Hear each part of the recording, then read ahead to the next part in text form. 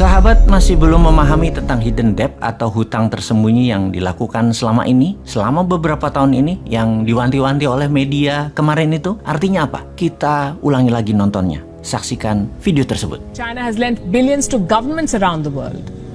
A lot of these loans were given in secret. We're calling them China's hidden loans. And they're burning a hole in the pockets of the borrowers. If China's economy collapses, these countries will all suffer. And that's just part of the problem. Hidden debt hurts all of these countries. Let me give you the example of Indonesia here. Indonesia wanted to build a railway line, so it borrowed money from China. It was a very bad idea. Indonesia is learning the hard way. It took $4.5 billion from China for this railway line. The project was launched in 2015. 6 years later, the cost of the project has shot up to well over $8 billion, from $4.5 to $8 billion, almost double of what was initially agreed. Now, what do? You cannot abandon the project midway. So Indonesia is dipping into its own state budget to pay for this railway line. And this could be just the beginning of its troubles. Most of the money Indonesia has borrowed from China is off the books. It is hidden debt. It is not reflected in official books. Officially, Indonesia owes China close to $5 billion.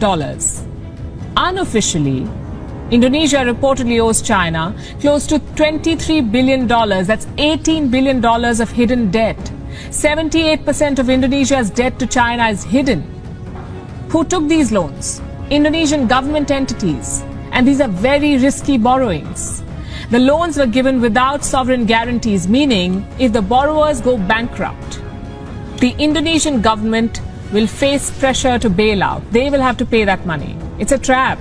Kita jelaskan sekarang, begini logikanya. Indonesia kan negara sosialis elitis di dalam mengelola ekonominya. Dan apa itu sosialis elitis? Agen perubahan atau penggerak roda ekonominya adalah BUMN. Sosialis adalah aliran bernegara yang heavy on government. Dan rakyatnya hanya penonton, diam saja. Yang bergerak semuanya pemerintah. Peraturannya ketat, yang mengerjakannya adalah orang-orang pemerintah. Kalau seperti Taiwan, Jepang, Korea Selatan, dan Partai Republik Amerika, mereka adalah kapitalis yang berpihak kepada swasta. Taiwan, Korsel, dan Jepang sosialis akar rumput atau bottom up. Partai Republik Amerika top down atau kapitalis elitis. Oke, kita jelaskan sebentar ya. New Mind adalah kapitalis akar rumput, pro UKM. Maaf, jelasin sedikit agar menjadi pemahaman para sahabat tentang New Mind. Kita balik ke topik tentang kelolaan BUMN di Indonesia yang mungkin di dunia hanya Indonesia yang melakukan hal itu. Satu-satunya di dunia. BUMN adalah badan usaha milik negara. Jelas ya untuk hal ini. Bentuknya korporasi. Kalau korporasi berhutang, maka yang nanggung adalah pemiliknya. Sekarang pertanyaannya, kalau BUMN berhutang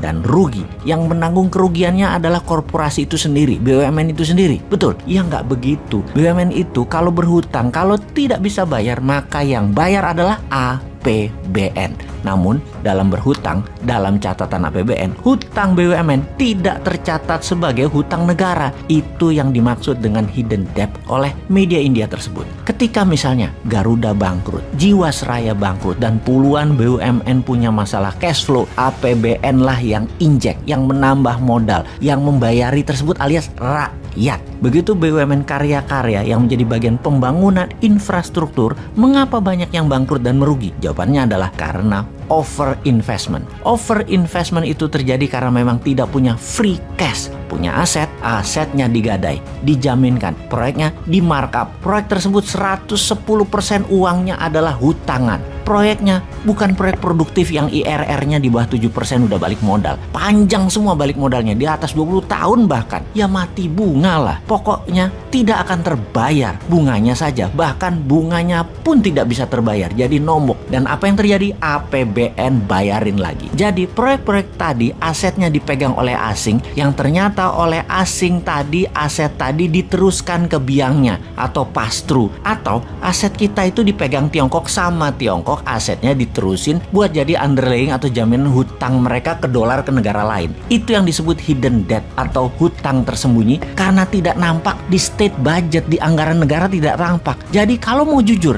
bagaimana mulai sekarang hutang BUMN dicatat di APBN?